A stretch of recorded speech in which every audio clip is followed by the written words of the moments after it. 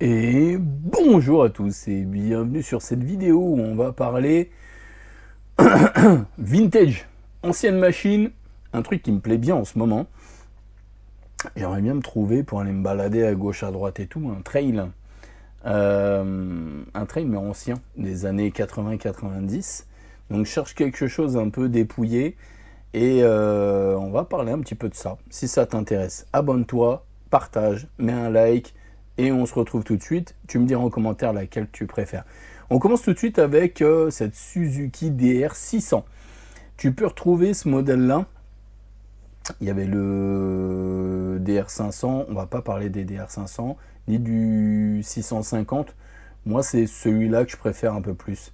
DR600, gros mono, démarrage au kick. Donc tu tentes ta petite clé, tu mets un coup de kick. Tu as un décompresseur qui te permet de pouvoir démarrer plus ou moins en évitant de te manger un retour de kick. Donc c'est pas mal du tout. Et je trouve qu'elle a un look vachement vintage. J'aime beaucoup, beaucoup. Je trouve que c'est vraiment une machine qui est vraiment sympa. On en trouve sur des prix qui sont pas forcément trop élevés. C'est pas des machines qui sont trop cherchées.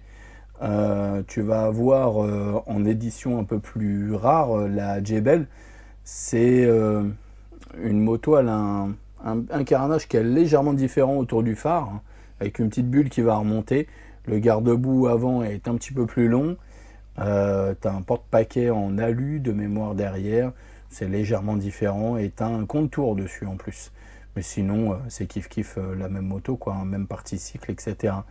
Je trouve ça super cool, les gros monos comme ça. Et je t'avoue que ça me tente bien d'avoir une machine comme ça. Après, ne me sors pas, en usage routier, comment c'est, etc. Toutes ces machines-là sont pas terribles en usage routier, hein. Forcément, usage routier. Si tu roules à des vitesses, on va dire en dessous de 100 km/h, ça va, sinon c'est pas adapté du tout. Ces gros monos-là ne sont pas adaptés du tout. Et moi, ça me tente vraiment bien. Alors, le freinage est d'un autre temps. Le châssis d'un autre temps aussi, il faut faire attention que ça ne rouille pas, il faut faire attention à différentes choses sur ces petits modèles-là, mais ce sont tous ceux que je vais te parler, ces modèles qui sont assez robustes et en général plutôt fiables. Il faut faire attention surtout si la personne l'a utilisé dans la terre, en fait, que les châssis au niveau de tout ce qui est soudure et tout n'est pas rouillé, que tu n'aies pas de point de rouille dessus, mais sinon après c'est plutôt robuste et ça prend pas mal de kilomètres. Donc vraiment très intéressant. Moi, la première qui me tente bien déjà, tu vois, cette petite 600DR de chez Suze, avec une petite préférence quand même pour la Jebel, mais les prix sont de plus en plus en train de s'envoler. C'est un peu dommage, quoi. Il y a eu pas mal d'exemplaires et bon, c'est dommage que les prix se partent dans des délires complètement fous. Allez, on passe à la seconde. Honda XL600R, tu vois, toujours le même look, hein, le gros phare, le gros optique carré, j'aime beaucoup. Bon, chacun voit midi à sa porte. Un gros mono, 600, phare rond, carré comme ça, excuse-moi, rectangulaire. Et je trouve ça très cool. De mémoire, elle a un démarreur électrique dessus. Je crois que tu dois pouvoir le voir. Si on voit de l'autre côté...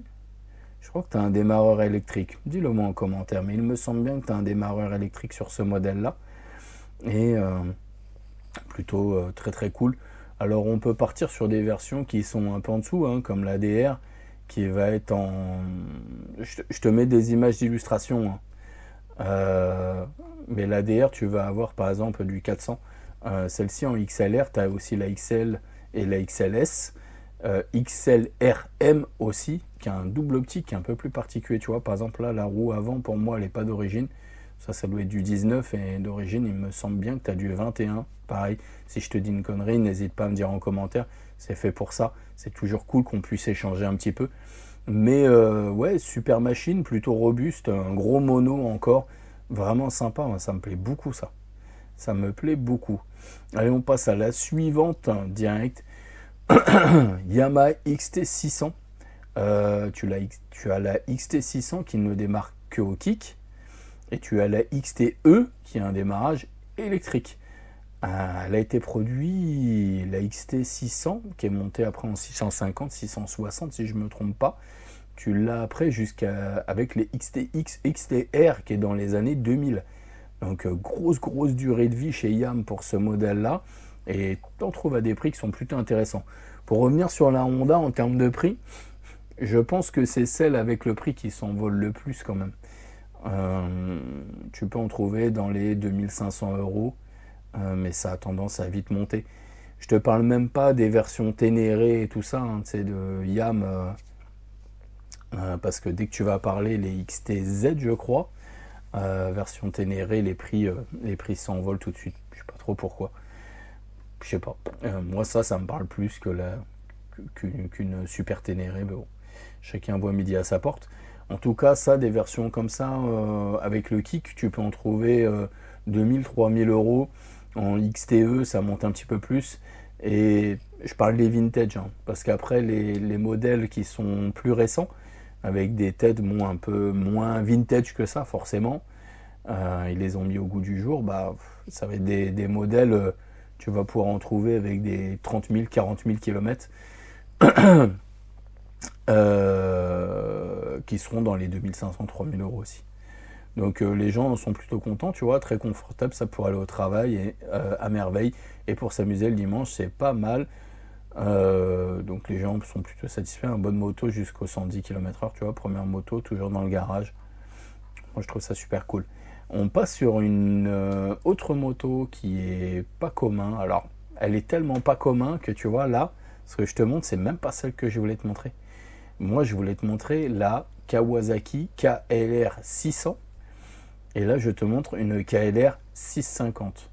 La KLR 600 est plus jolie à mon sens. Elle est plus carrée en fait.